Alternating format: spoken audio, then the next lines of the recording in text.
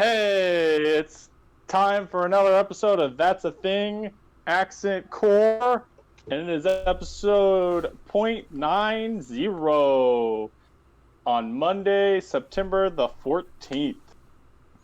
Let's ride the lightning. Yeah. Gotta. I'm Drew. Oh, I'm Kevin. You gotta do those Penguins of Madagascar fighting game input tweets or whatever. I will say I don't understand why Smash did not adopt number pad notation. Because it makes a lot more sense to me that everything you're saying is 8 air, 6 air, 2 air, as opposed to saying up air, forward air, or the worst yet is when they call it fair and nair and dare, and I think they have to call it up air. I don't think they've yet. Numpad notation is the metric system of fighting games. Yeah, I think that is the perfect summary. Where it is demonstratively better. It is on paper. You're like, okay, it's just like the metric system. It's a base 10 system. It makes sense. 10 is easier than 12 and random like arbitrary stuff. But because there's been so long, you're like, no, it's QCF HP. And you're like, no. Let's be honest here. America would sooner turn into a base 12 number system than adopt metric. That's honestly true. That's always I've always been. I am pro metric. 100%. It's just it's because you just say, listen, it all converts. Once you get, there's going to be a learning curve of like a week, and you'll be fine. It's also customary has 2 different ounces. Yes, it does. And neither one has the same amount to the next step up. Oh, don't get me started on cups, quarts, gallons. Yeah, let's talk about Mr. Gallon, everyone's best friend to teach children. It's terrible. It's as someone who for a time was doing math and had to teach customary units of measurement, it's a nightmare. Yeah, it is. Because it's so random. It's just completely random. Yeah, it is. I hate it. That's what we do. That's what we do. Yeah. Like, I think basically I think the only units of value in customary are, and this is strictly because of convenience. This is not because of actual thing. This is like the only ones you'll use are I think like feet and inches. I kind of have that in my brain. See, on the same idea, the one to me that would get to stick around for practicality's purpose is miles. Just because people don't have to then go and remake all of the speed limit signs in the country. Yeah, that is true. And you're not going to have that period of, well, officer, it says 60 and I was going 60. It's like that's 60 kilometers. Not 60 miles. Well, I didn't know I couldn't do that, officer. No, because then you get, listen, all you got to do is you got to say, all right, if we switch to kilometers, there's going to be a time when everyone's going to think you're way less fat than you actually are. When you're like, how many kilos are you? And you're like, yeah, I'm just like 30. That's a lot of guinea pigs. Yeah, or whatever. You're like, yeah, just like 60 kilos. Just hanging out, and everyone's gonna be like, "Oh, I don't know how much that is." How much? So a kilogram is about 2 to 3 pounds. It's about 1 guinea pig. Okay. So just that's why That's the reference level I learned in 5th grade, and it has stuck with me ever since. Okay, so I guess I'm 70-ish kilos. All right. But yeah, I mean, everyone just gets to say, it's like cheating. It's like when pants have different sizes. Yeah. and clothes, and you're like, no, I'm wearing I'm wearing like a small. I'm svelte. When it's just like, nah, that's just the small is like a large and regular size, but they just changed it arbitrarily. Feels like cheating. It is. That's why it's great. Nolan can't be here because he's not feeling well. Yep. I wasn't feeling well yesterday. I was miserable. I had migraine times yesterday. Oh yeah. Yeah, it was that kind of migraine times where around 4 or 5 o'clock, you can feel it starting, and you're like, well, I'm not doing anything this evening. Ruined all your Friday plans. Yeah. Oh my. Well, kind. Okay. So, despite the fact that I have no social life, what it did mean is I didn't even get to play video games or do anything. It was just like, well, what I'm going to be doing is I'm going to be laying on the couch with the light off, and then maybe have on a stream, or not even a stream because I can't watch anything. I just had, what was it? I had one of the Matthew Matosis' videos where he just talked about all of Mario, and that was like 3 hours, and I just listened to that. I did I think a Red Letter Media review, and then I rounded it off with people that just read the SCP wiki, and that was my evening. Because I couldn't read or do anything that had my eyes open, so I was just like, I'm just gonna lay on the couch and wait for this to pass. Yeah. And this morning it kind of passed. I'm in that post where I've woken up and it feels like I didn't sleep at all. Even though I technically did, but I'm just here. I'm just like, okay. Yeah. I had a phantom day. Do you take what's your preferred? You do some ibuprofen or some Tylenol for those? I do the Kroger brand Tylenol because it's just acetaminophen or whatever. Yeah. And I get the extra strength Kroger brand because it's cheaper. Yeah, I do the store brand ibuprofen. It is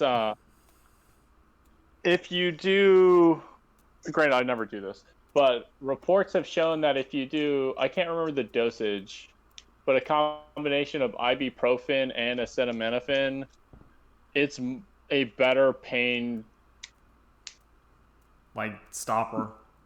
Yeah, than opioids are, and it's not addictive.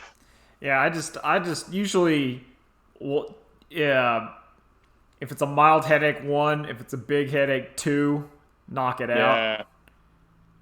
Combined with laying on the couch and not doing anything.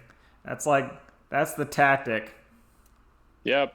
And then around 12:30, I decided because I couldn't do anything, I did the most thing that's a cry for help in my life, which is I just started cleaning parts of the house. Yeah. Or I was like, well, this bathroom sink and the shower is filthy. I'm gonna have to start scrubbing some of it. That was my Friday night. I need to wash my sink. I think sinks. There's always the level where I'm like, crap. Where, as you've described it, where it looks like Bagul is showing up. That's how you describe it, Kevin. You can't dump that on me. Okay, well, if Bagul is showing up, then I'm like, okay, it's time to clean. Or if your area starts to go mid Silent Hill transition. Yeah, that's a better. Or it's starting to get like, uh-oh. Then it's time. And it's also dangerous because of pandemic. I haven't had anyone over in forever, which means things get more filthy than normal because Yeah. it's the gradual process where it's that frog in the pot where the frog doesn't really notice, and then you go down and you're like, why is all this cat hair on the floor? How did it? Where did all of this come from? Yeah. There's more hair in this apartment off of Stinky than on Stinky.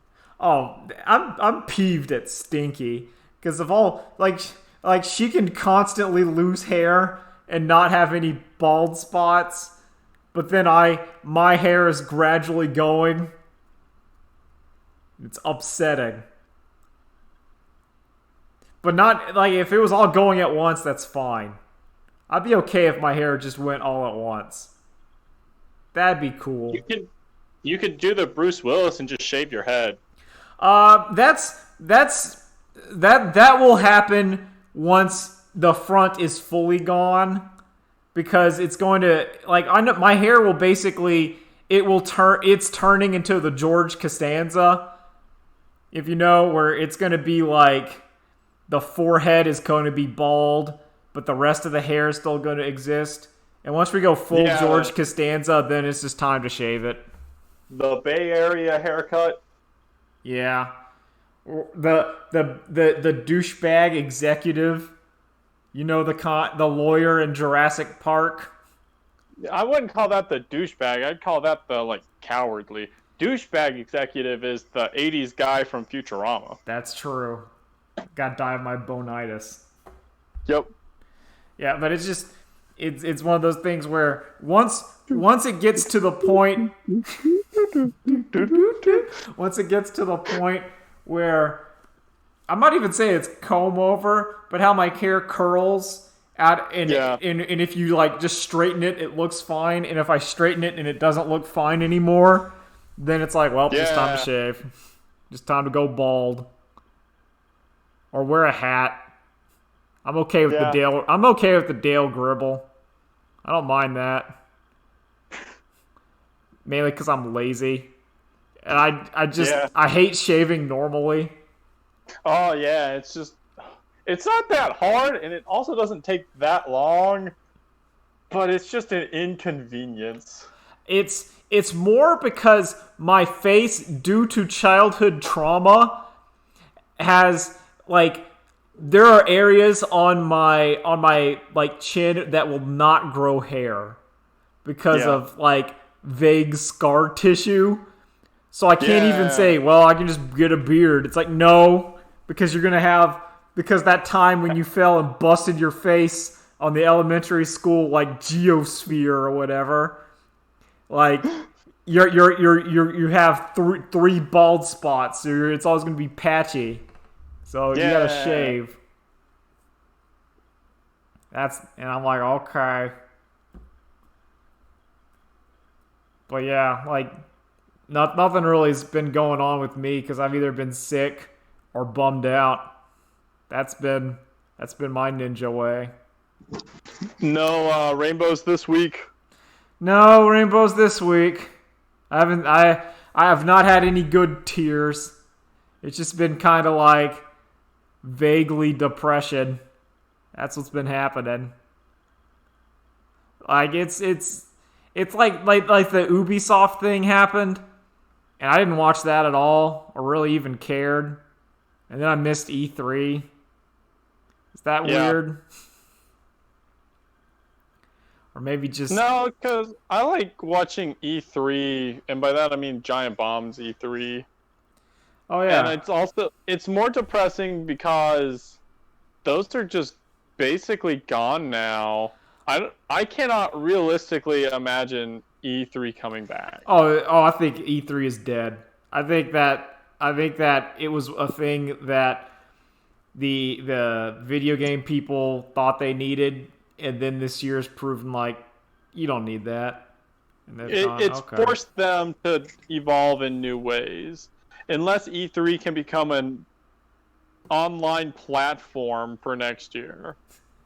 It's or some megacorp decides to get into the business, which is why Comcast is resurrecting G4 because they want to get in. They want to get in that esport whatever business. So and apparently they owned the rights to G4. So now they're just trying to resurrect it. Walking on in.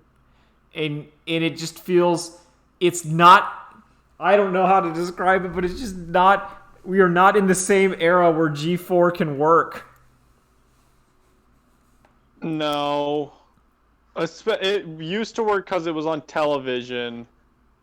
And now there's YouTube alone is reason enough that G4 can't exist. Yep, because it's the same as video game magazines where in the before times you didn't have infinite content of your hobby. So you couldn't you couldn't go you had to get those anime rips from Miami Mike. You had to know what he did at Dragon Con. Yeah. There's an article about what actually happened at Miami Mike and Dragon Con or something. Someone researched it and found out the story. And it was, I don't remember what, but I remember it was just stupid nerd whatever. Yeah, of course it is. And I'm like, that's great.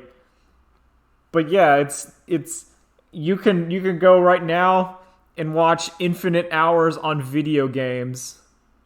People playing, talking about video games, smart talking, dumb talking. Yeah. Technically, this podcast sometimes. Yeah. It's just... okay, do you think Morgan Webb is going to come back? Or do you think it's only going to be Adam Sessler? I don't know. Maybe? It depends what she's doing. Yeah.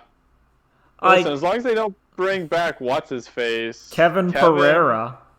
That guy sucks. He tried to do like a Twitch stream kind of version of it, whatever his of the Attack of the Show. But what you've discovered is that a lot of Attack of the Show, and I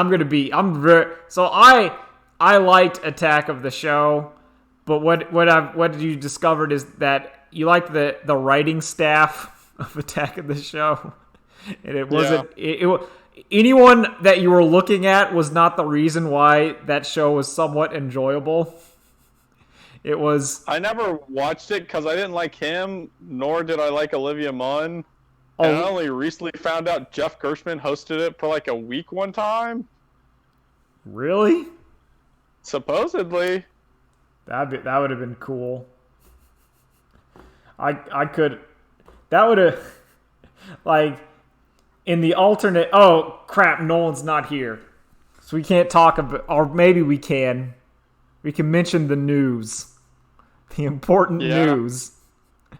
Yeah. How Nolan and I deserve writing credits on the next Fast and the Furious movie.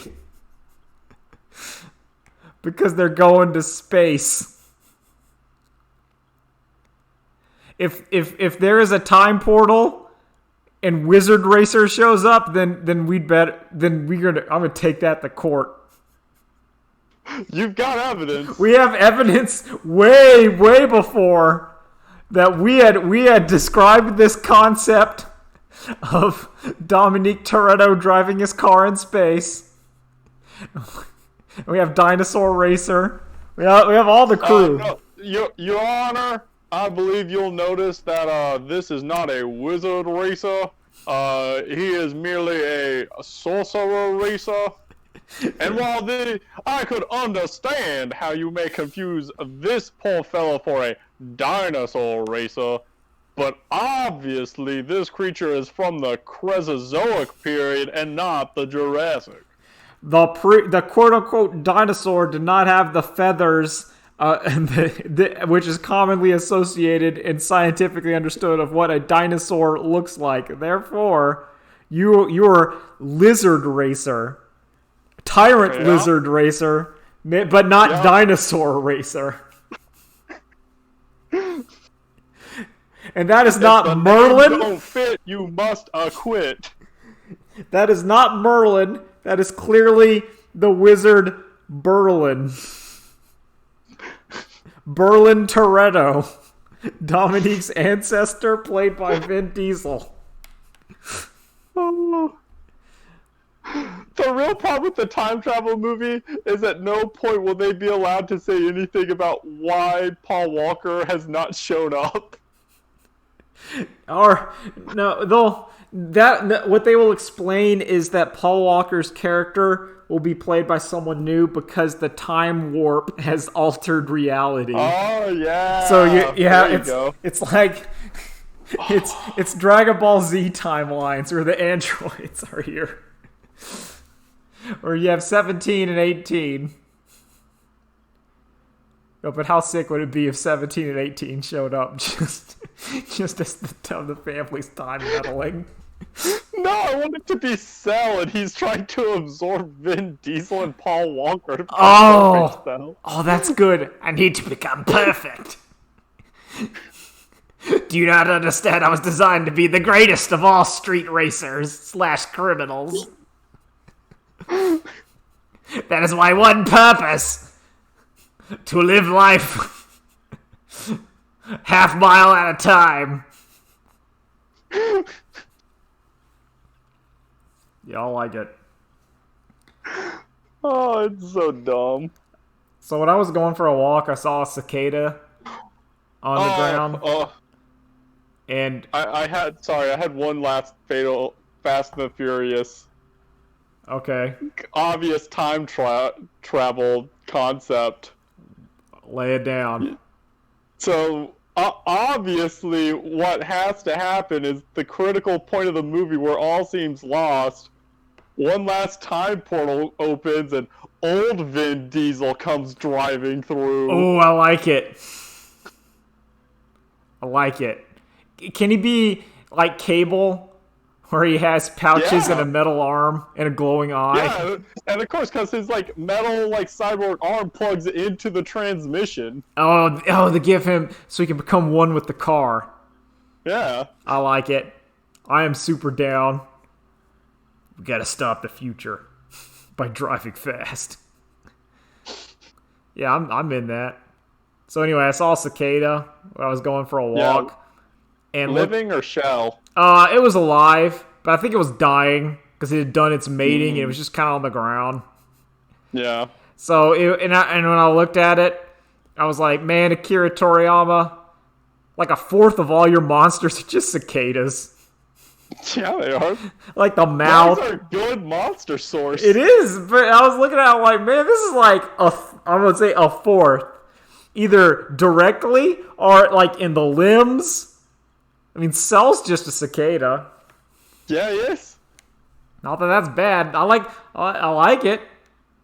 Yeah. I like original Cell better than Perfect Cell. I'll be real. Yeah. And it's middle ground Cell is the worst. Oh, of course, middle ground Cell is terrible.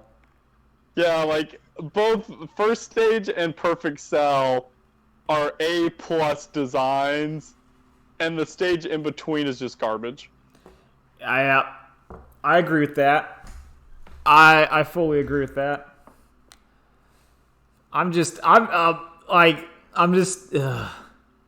It's been a rough week. So what have you been up to? I haven't really been up to much. Nah, that's okay. I've played some tabletop games with my roommate. Yo, what games you been chilling? So he got a new one called Conclusio, where there are 49 cards in the deck, and each card has a color, a shape, and a number. Ah. And every card has at most one thing in common with another card. Oh, so it's like you have like green square 3 and blue triangle 3. Yeah. And so you have a hand of cards, and then one card is turned outward so you can't see it. Mm-hmm.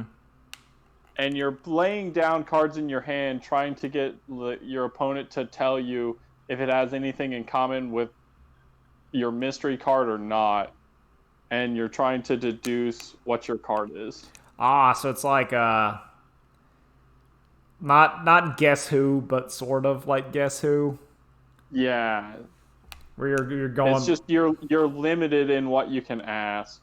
So sometimes you can get into a position of, well, the cards in my hand don't tell me any. I already know X about my card, and none of these will tell me anything new about my card. I know my card has a 3.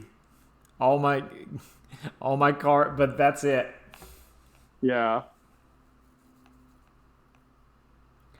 Or that seems interesting. I could see the mind games going on.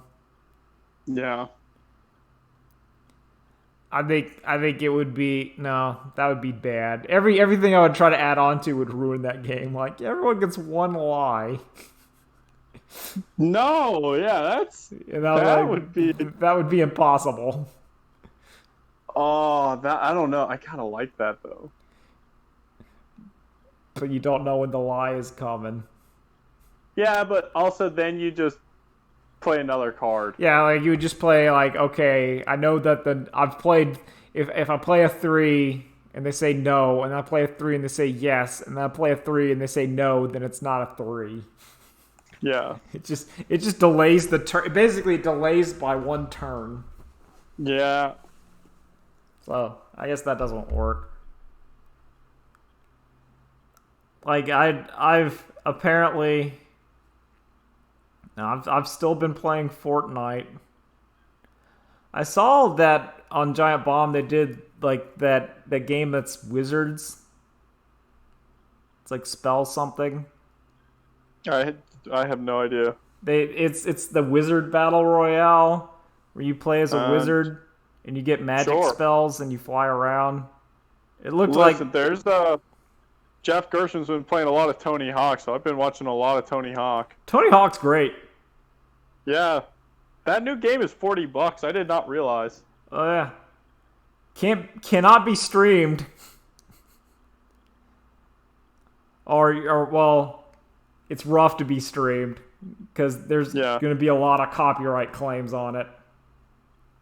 Yeah, which is it's just so dumb. I guess you can go into the sound settings and just turn the music off. Yeah, but that's not Tony Hawk.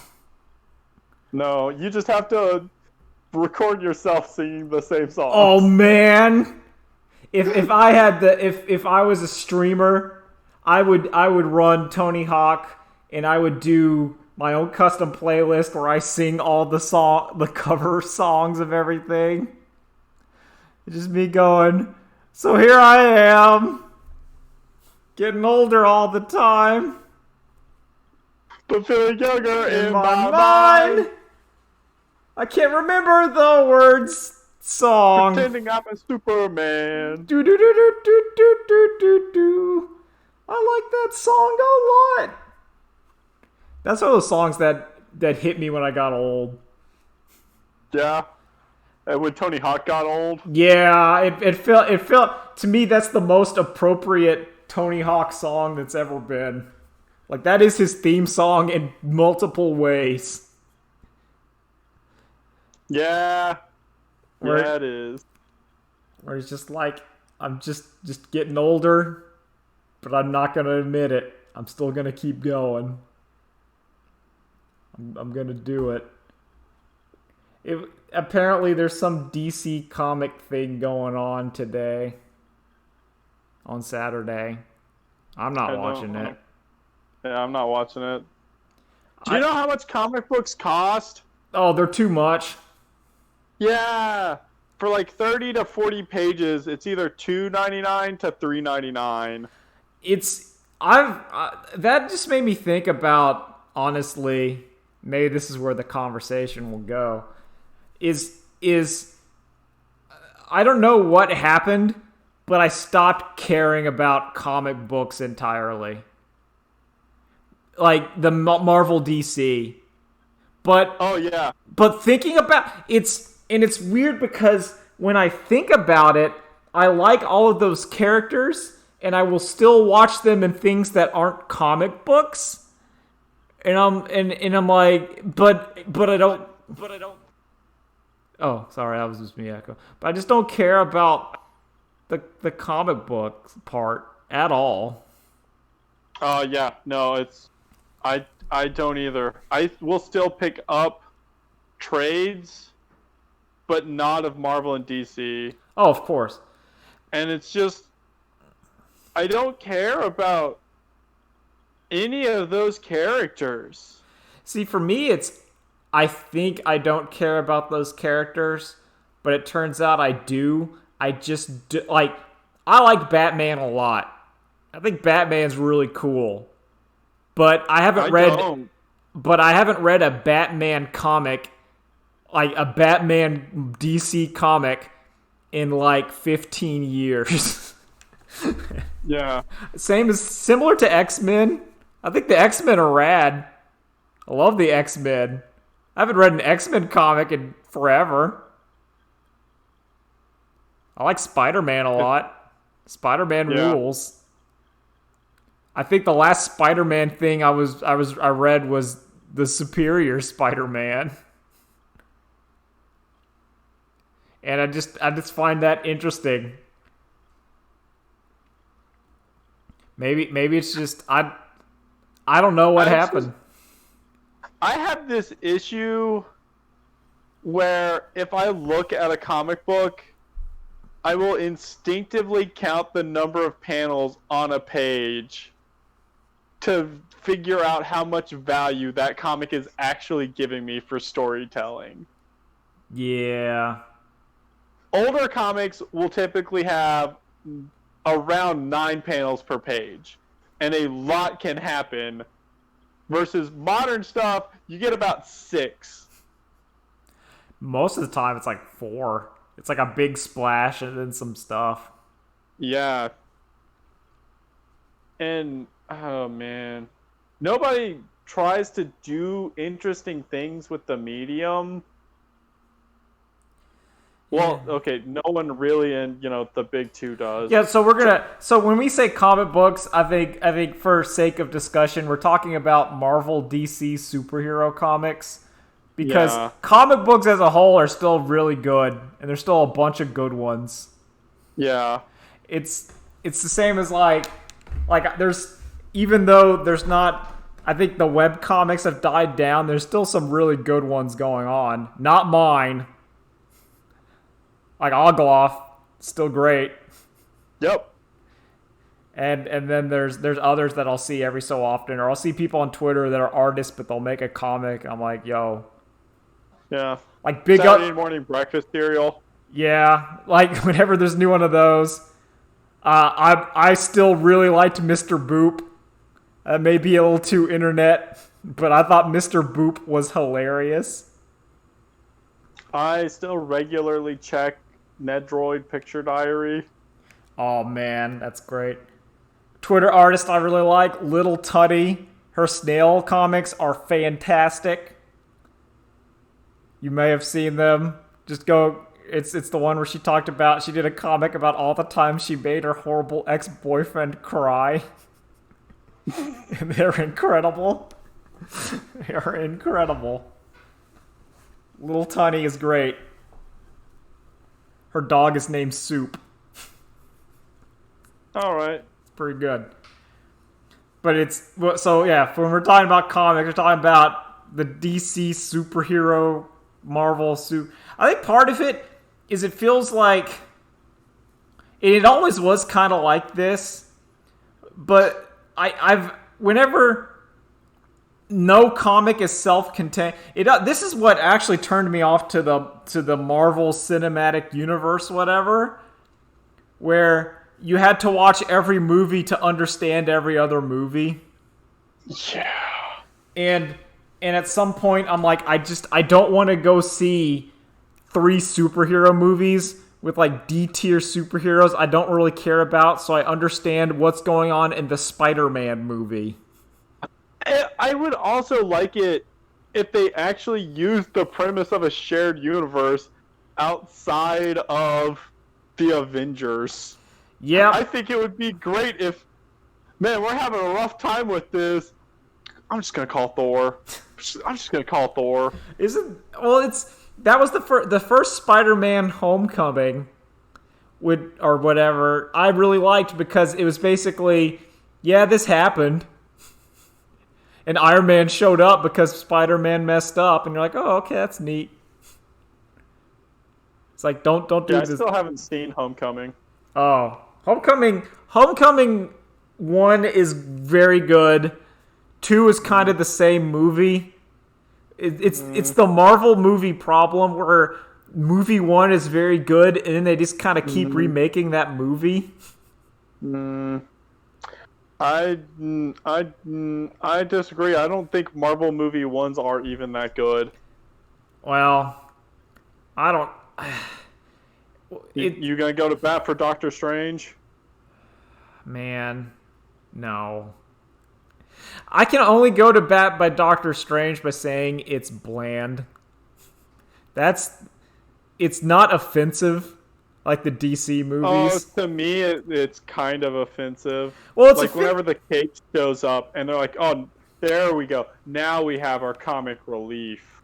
What I mean is offensive is it's bland bad instead of the DC comics, which are just bad.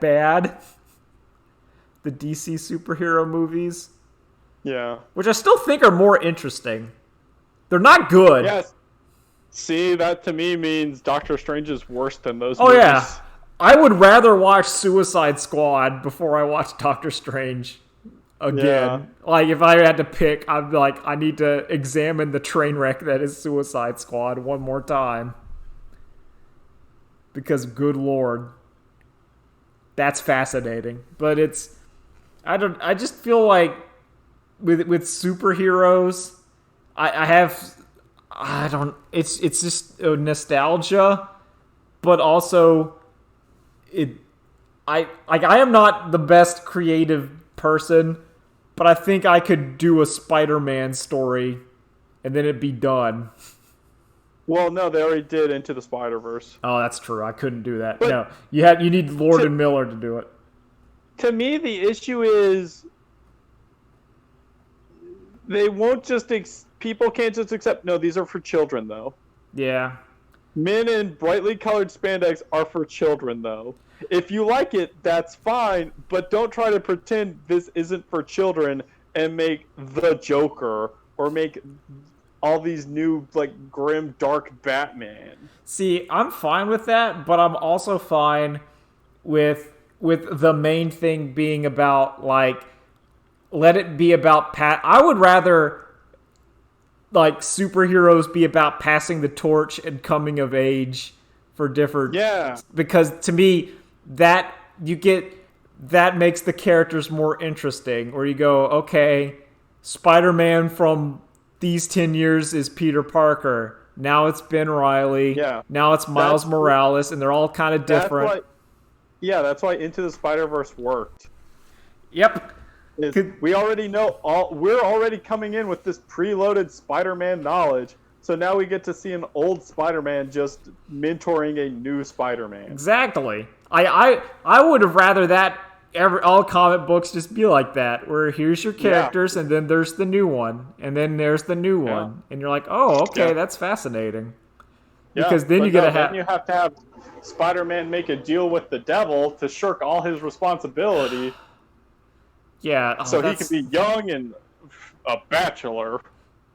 You have to have Magneto turn into, like, Zorn and then turn into young Magneto because you gotta have Magneto. Yep, Magneto's gotta be around. You gotta be there, and he has to be ripped too. Yeah, I don't know. Pietro could have stepped into that role. There could have been a lot of stuff. With X-Men, what you can always do is, because sometimes the Brotherhood of Evil Mutants has lame superheroes, but then as time goes on and new mutants get accepted into it, then like, oh shit, now they have a Cyclops. Yeah. They have Laser Vision Man. Yeah. And now the X-Men has Toad. Yeah. And it's like, okay, you gotta deal with it. There's a really good... I can't remember... I think it's Peter Milligan talking about Pietro, old Quicksilver, and why he writes him as a dick. And his reasoning is that imagine how you feel when you're at the DMV or at the post office or even the grocery mart. And he just feels like that all the time. Yeah, you're just standing in line and it is the slowest thing in existence. It's just his life. You're like, okay, I get it. Oh, look. It takes forever. Oh, good job. You figured out you're driving. We got to fly in the X-Jet. It's going so slow. It's so slow. I could run faster than this jet, but then I'd be tired. There was like I don't remember what it was. Maybe it was just an internet post. But it was the idea that super speed is time slows down. It's not you speed up. So so for the Flash to run across the country, it would take the Flash in his own brain the equivalent time of when Forrest Gump ran across the country. Yeah, it would still take him months or whatever to do that run. Where it's like, oh man, he's just like, oh. And it's either like your stamina has to keep going. So that's what I always wondered does your stamina keep going? So it's like you're just jogging across the country for 4 months and you're going insane? Or do you have to get tired and take breaks? Yeah. So obviously for the Flash, they just solved that by saying the Speed Force takes it. Magic. So he just gets to full-on sprint the whole way and not get tired. Yeah. But there's a character in the Superior Foes of Spider-Man called Speed Demon, who at one point, Shocker is just... Can't you just super speed run this cat food up the stairs? And there's several bags. It's like, yeah, how would you feel if you just ran all those bags up the stairs multiple times? Grab a bag. We're both carrying these up. It's a nightmare. Yeah. See, I like that. See, the thing is, it's that to me the potential is still there. Yeah. Putting limitations on powers makes them more interesting. If I have super speed, but I can still only sprint for 100 yards, or I can super speed slightly slower for a cross-country marathon. I don't remember if it was either a quote attributed to Araki or Oda or someone else. But it was something along the lines of your hero's power should be weak and your villain should be strong so that you root for your hero to overcome the obstacle. Yeah. And they don't have to be actually weak. It's just on the surface weak. Yeah. And then Jotaro stops time and then it's like, oh shit. Same kind of stand, dog. I mean, that's the thing. It's JoJo's is to me the example of what superheroes should do, because it's always about here's your JoJo for your period of time, and then they get old, and then sometimes they can come back as long as they're old. There's a series called Astro City that does that. I like that. I think superheroes can still work. In some superheroes, I just like. See, the thing is, though, Kevin, you have to have what's it called? Oh yeah, good writers. True. You can't you can only coast on the superhero name so far.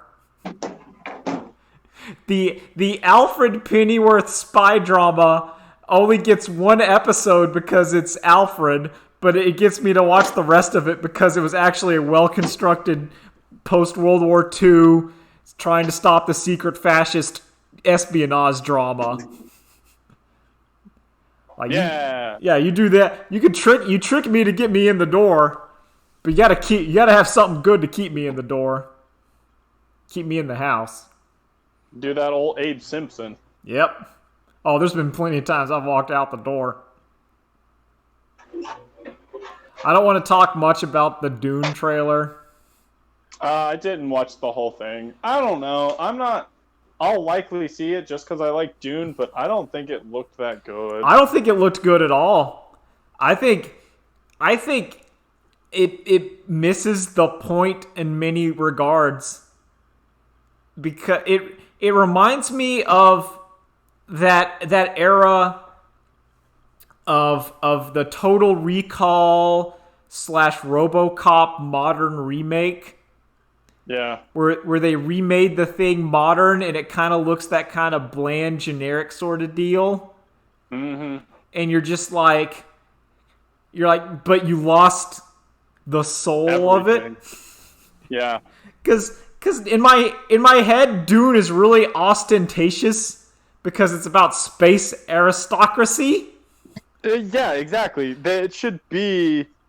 You should hate these people just by looking at how wealthy they are. They should be dressed like dweebuses. Yeah. They should be looking like those old like British Victorian with like the powdered wigs and shit. They should have some Shakespeare collars going on. Exactly. They should look like you're like, oh, these are losers. And at least from the trailer, it looked like the slow fighting is actually fast, which is bad. Yep. Okay, so it can be fast fighting. It's just you just can't put the knife in fast. You have to put the knife in slow. But to me, that's what I liked about and this is maybe I'm missing the point, or maybe I'm getting the point and thinking I'm missing the point. But what I liked about the slow fighting, I'll just call it the slow fighting, is it's the encapsulation. Call it the slow weirding way, please. Okay, the slow weirding. What I liked about the slow weirding was that, one, it was like whenever we were doing tournament mode when it's slow motion, where the slightest mistake and you have to look at it coming at you.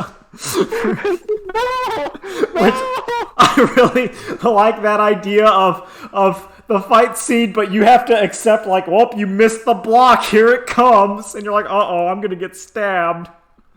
You fell for his feint. Good job, nerd. No, you gotta hold that L as the knife is coming in. And I also liked that because of the space aristocracy and the shields and whatever, that it's so abstract and stupid, you have to have this in all ordinary fights, a stupid fighting style, but it only is existing because of the aristocracy's super shields. Where it's so,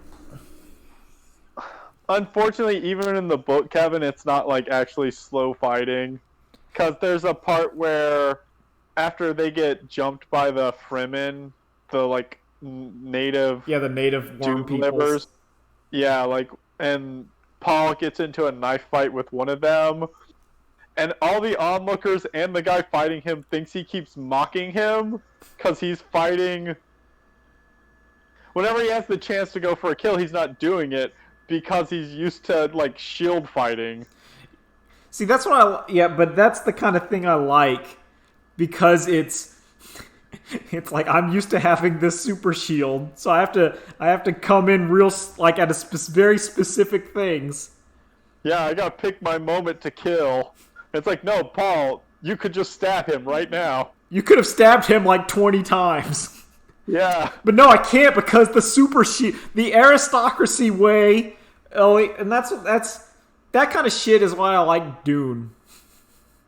It feels like the very fully realized world. Yeah, and then Dune 2 happened. Don't worry about it. And then Dunes 3 through 7 happened. Listen, it's the same as I would dare say it's the same as The Matrix, where you have your one good idea and then the sequels come. It's sequels that didn't need to be there. I've read 4 fucking Dune books. I'm sorry. That's all I can say is like, I'm sorry. I think there are only 6. I think, wasn't it? I don't know. It's like it's Dune, Dune Messiah, Children of Dune, God Emperor of Dune, Dune Heretics, and then Chapter House Dune. All I know is that then his son started making books. Yeah. Gotta cash in on that. I do know that the Dune-born game is apparently incredibly rad. Yeah, it's apparently back in production, I think, too. I think, yeah, that would make sense because it's apparently legendary and how good it is. Yeah. Because everyone has different... Every tribe has a different win condition. Yeah. I think the I can't remember, the sisters or whatever. The Bene Gesserit. Yeah. I think their win condition is game goes to 10 turns. They just win. There's someone whose win condition is you guess when someone else is going to win. Yeah, you write down at the beginning. I feel like that may be them. Is that? Yeah, it's like the Trading Guild. I think might be if you wait 10 turns. Yeah, I think the Trading Guild is the waiting. I think the Bene Gesserit is you write down like who you think wins on what turn, and if they do, you basically open up your envelope and says, "Nah, I won." That's so cool to me because it means that is such a good. Because it means like this faction's helping you, and you're like, uh oh. To me, I like the idea of like I just imagine someone writing down Trading Guild turn 5. The long con. Because then what you're really trying to do is get everyone except the Trading Guild guy to give up and walk out on turn 5. And say, we don't want to play this anymore. And then he's like, I did it! I won! And then you're like, not so fast. See, that's great. Love it. Also, I don't know. It's weird whenever I have the migraine times because I have this period of I feel like I should be watching or doing something, but then I can't. And then I just get to ruminate on the horrors of the world, and I don't like that. Yeah. Well, you want to talk about the real bad news this week? Yeah, hit me. Venture Brothers. Oh, fuck, yeah. Damn it. Yeah, everything people are loving is just dying. Yeah. My dad is losing the Mexican pizza from Taco Bell. Yeah, that's also... I've seen so much support and, like... I don't know, to me, the Mexican pizza is just whatever. I guess I should have one before it goes away, but... It's more like... It's I think it's part of the frustration with the Mexican pizza. One, yeah, it's his favorite thing. But two, because of how all Taco Bell meals are constructed, one being pulled is like insulting. Yeah. Because you have all the stuff to make it still in the restaurant. You're not losing. It's not one of those things where like, okay, we're on limited menu, we can't get the fillet of fish pet carton in there. It's just Taco Bell meat, sauce, and cheese. It's all the same. Yeah, it's literally everything else. You're just putting like 2 fried tortillas on top of each other. Yeah. It's I think one of those is like in the crunch wrap, so you're not even losing. Well, okay. But I digress. Yeah, Venture Brothers being canceled sucks ass. Yeah, and apparently it's not even Adult Swim who canceled it. It's like Cartoon Network Studios proper. I could see that. I can really see that. Yeah. Because Because Adult Swim's Twitter tweeted out saying, we're working with them to try to find new ways it can still continue. To me, that means like some streaming service is going to get like Venture Brothers Season 8. I don't think so. I think it means I don't know. I know the obvious answer is, oh, they're just going to do like a comic book. Yeah, or it'll go live action. Well, I think I could do live action Venture Brothers. I'm okay with that's why you heard my hesitation of immediate disgust and then reversal of actually, yeah, no, it could work. Yeah. I think, yeah, we could do live action Venture Brothers. Because a lot of Venture Brothers, the core is the dialogue and characters. And that's it. And you're going to have like your super science. I don't know. I'm watching the Umbrella Academy. And if you could give that level of kind of care to Venture, it could work. Yeah. Because a lot of it is talking, but then you have like a couple CG, like weird super sciencey stuff in there. And you're like, yeah, okay. Yeah. You can do it. I really don't want it to be a comic book. All of those suck so hard. I agree. I do not like animated series that gets its conclusion in comic book form. I don't like it. Yeah. It's not the same. It's not what it's supposed. But man, is it also weird with Venture Brothers that I feel like since maybe season 5 or 6 that they've been on the razor edge of getting canceled the entire time? I feel like since maybe season 2. So after season 1, they got picked up for 2 back-to-back seasons. Yeah, like they were confirmed. Mm-hmm. I feel and then even then, season 4 was the weird half and half season. Okay, so there's one I can't remember which one was split. My brain was either 5 or 4.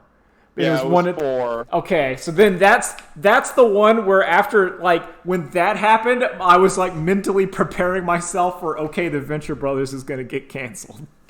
And it was still coming out. It was the little engine that could. It was. And what gets me is season 7 ended with the Venture Brothers will return. Yep. That to me is the hot garbage of this mess. Yeah, I agree because it's in the state. Hank is the bat. Yeah, and they. So I was thinking whenever it was first just rumored, I was okay. We're still gonna get season 8. Yeah, that has to be still. And then the announcement was no, it's just canceled. See, there's not even a season 8. I thought season 8 was going to be the finale. I honestly felt season 8 was going to be the end of the Venture Brothers. I don't know. I don't think so. Just because of how long form storytelling they do. Remember the episode where Dr. Venture and the Monarch fall out of the Theodore Roosevelt presidential time travel armoire? Yeah. And I feel like they would be trying to get to there, and I don't think they would get there in one season. No. I'm just saying that similar to kind of how Samurai Jack had the 1 season wrap up, I could see I felt like Venture Brothers was going to get here's your wrap it up. Yeah. That's what I wanted, but I felt like that's what it was going to get. Yeah, that they at least had enough sway where, well, we can't just outright cancel you. You do get your goodbye season. Yeah, that's what I thought, because I thought it was too popular, well-liked, and well-respected that it would get the here you go, here's your ending. You can cut popular. I don't think. Okay. I'll give you well-liked and respected. It's your prestige show. It's your show that you showed it it's your critical darling. Yeah. So you can make. No, that's Rick and Morty, Kevin. Oh God. See, Rick and Morty should have stopped after season 2. Yeah. Maybe even season 1. Yeah, I would much prefer only season 1 of Rick and Morty to how much Rick and Morty there is now. Yeah, I think if Rick and Morty was a 1-season show, I think I'd be okay with it. Yeah. And then just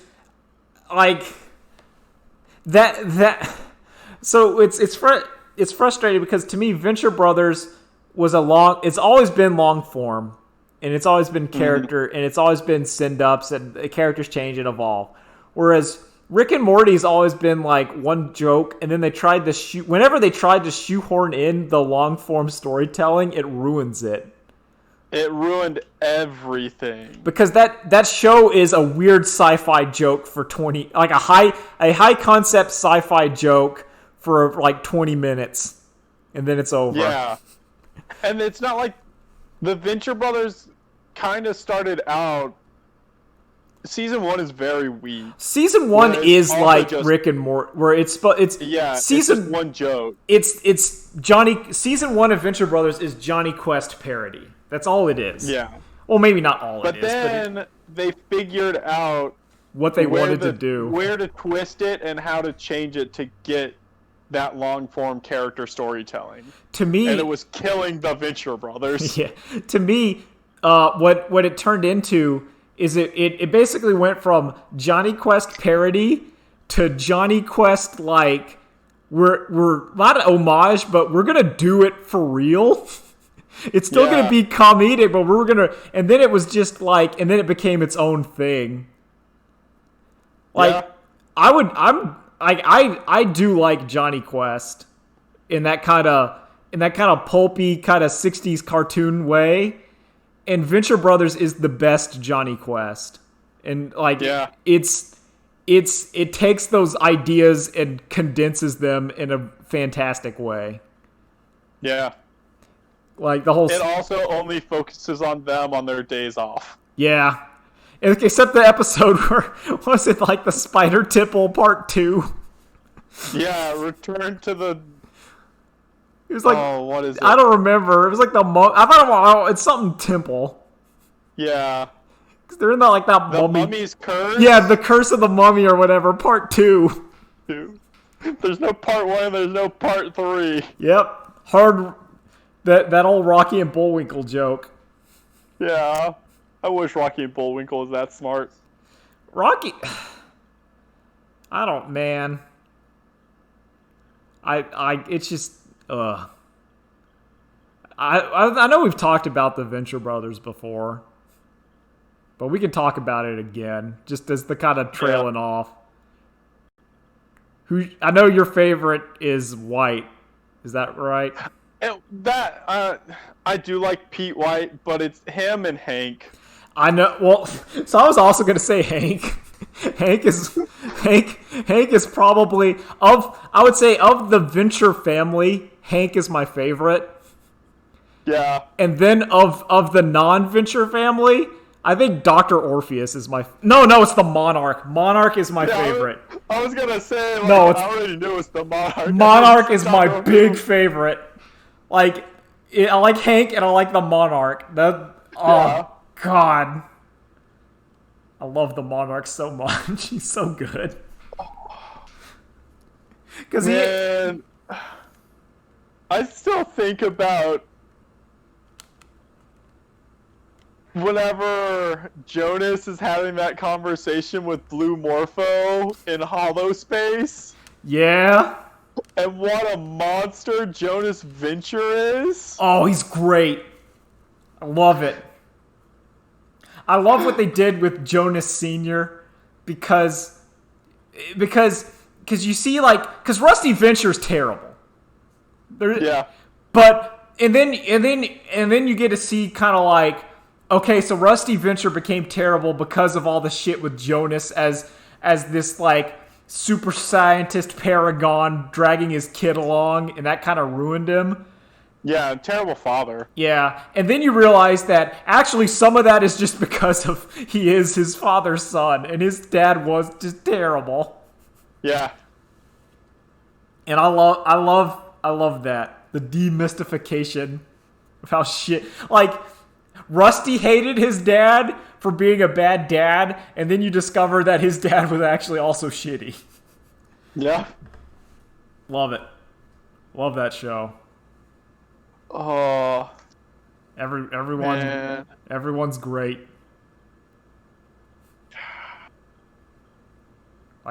Like it's just also Shore Leave. Shore Leave is also one of my favorites. Oh man, Shore Leave is good. Shore Leave is good. Basically, all right, this last couple minutes is just going to be us saying a Venture Brother character and going, "Oh man, they're great." It's gonna be that. Because every scene, even Dean, I like Dean a lot. Yeah, Dean's alright. I think Dean has gone on it, like when they've gotten to when Dean started to do super science, kind of. I think Dean really became his own character, and I like University Dean a lot. Yeah, yeah. So the episode where they're in the jungle and the Nancy Drew twins are in there. Yeah. So that episode is written by Jackson Public, who voices Hank. Mm-hmm. And it was written in response to the fact that all of the fangirls like Dean and none of them like Hank, and he's the voice of Hank. That's good. That's because Hank has the appeal to, like, I don't know, like, I've always liked Hank more than Dean.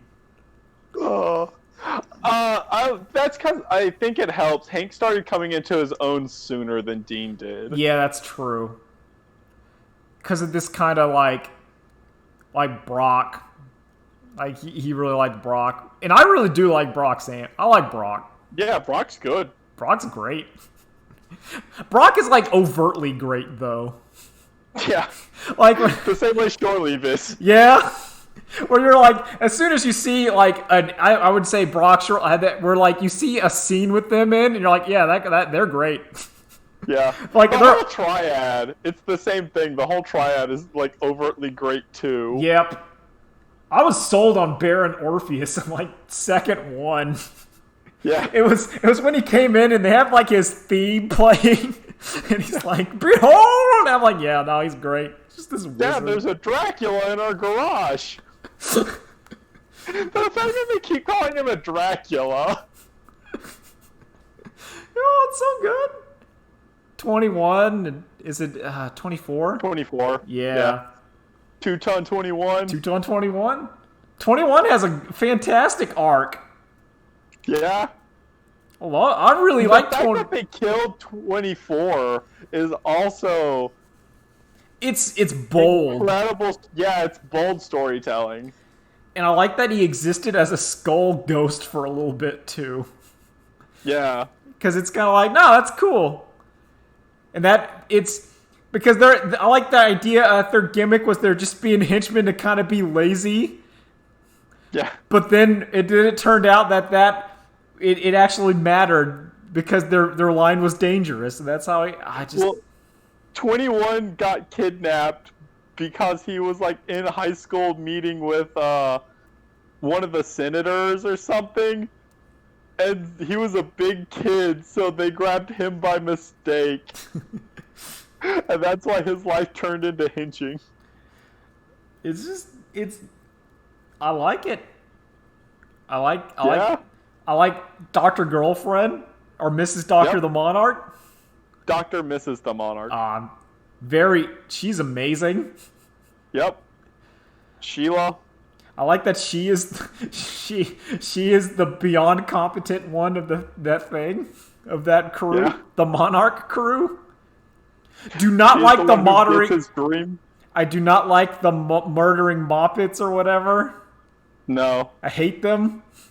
Yeah, you're supposed to, but I think. Well, no, they did their job too well. Yeah, I just hate them. Like, I get I'm supposed to hate them, but I do. When did they get offed? I want to...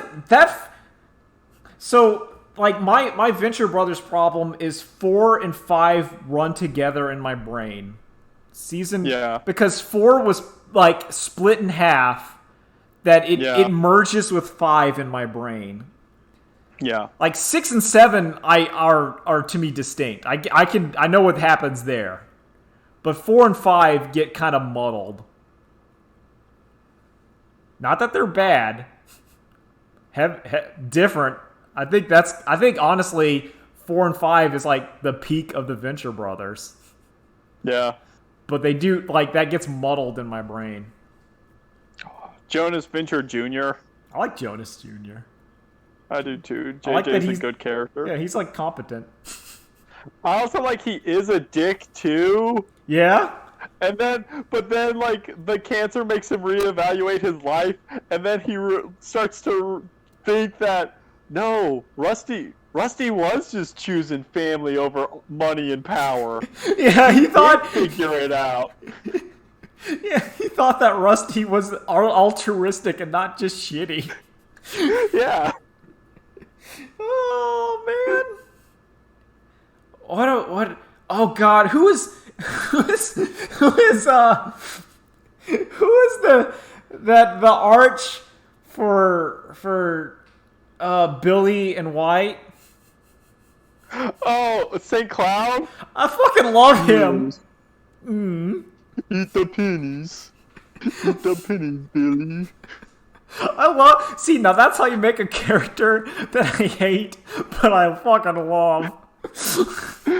Like, he's so terrible. I love that character so much. Like, no tickles. I pee with just... My rubber panties. It's like... It's like, stop saying that. They're so lame. He just bought his way into the guild. He's like, I'm going to go lynch... go ouch Billy Quizboy. Yes. It's like, oh, the storm is coming. Put on your rubbers. Put on your rubbers. What? He's so good.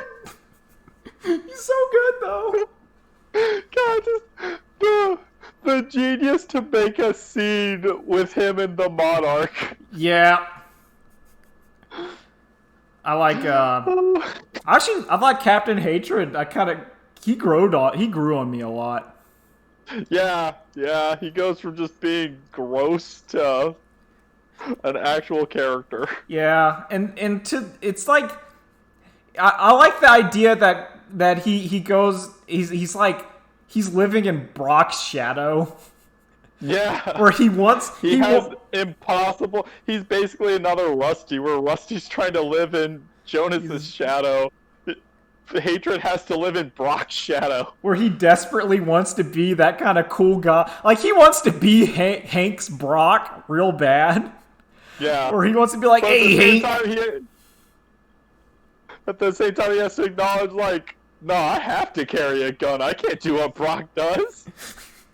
Brock just has a knife and then murders everyone. I can't do that. Yeah. It's impossible. Oh, the sea captain? Oh, man! Oh, I got the monkey of the dart on me back. Man, I'm just gonna have to rewatch Venture Brothers. Oh, I think I am too. I'm just gonna rewatch it. Just all of it. It's on Hulu. Yeah. Yo, I'll watch season 1. Season 1 has some good stuff in it. It's jokey and not it's season 1 is like a 4 out of 5. Yeah. But that's still good. Yeah, it's just seasons. Oh, season 2 is like 5, and then it turns into a 6. Yeah. And then season 6 and 7, I think, is a little bit of a downgrade back to a 5. I don't know, man. Just the Blue Morpho stuff and like culminating in that Jonas Venture reveal. That's true. Venture Brothers is one of the few things, and maybe the only Western cartoon that I will say can punch with Utena. Yeah, at least off the top of my head. Yeah. I don't know, because to me, like, Western cartoons have the problem, like the high quality ones, where they turn bad, and that sort of sours me on it. Yeah. Like, Futurama pre-cancellation is so good. Yep. But post-cancellation almost ruins Futurama. Yeah. I don't know that I like Futurama anymore. I like Futurama. I think but I don't but to me, it ends like or it's like, I don't post cancel. Honestly, I kind of feel the same about Family Guy, where it's just like, I mean, Family, but not nearly the tier of Utena Adventure Brothers, but yeah, I don't know. All right, so this will be our final thought, chat, or not chat, but comments. Is there another a Western or European cartoon that punches with Utena and Venture Brothers? Think about it. I don't know. I'll try to think of one.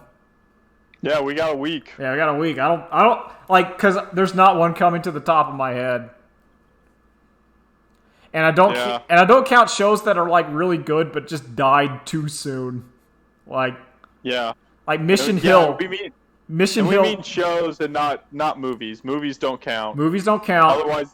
Otherwise, I would maybe say The Last Unicorn. Oh, well, because that's different. But that's a movie. That's a movie. But I'm saying like TV show, and I don't count like, even though, like I said, I think Mission Hill is super, super good. It's also like one season. Yeah, it's hard to be Utena good for 39 episodes. Yeah. You can be Utena good for like 12 episodes. That's easy. Yeah, that's easy. Then you get canceled for being too good. Yep. You get Clone High or Mission Hill or Motor City. Yeah. But what we're saying is you gotta go for at least 32 episodes. Let's say at least 2 to 3 seasons. Anyway. And if any of you say Rick and Morty, I'm banning you. Later days. Later days. Ride the walrus. Ride the walrus.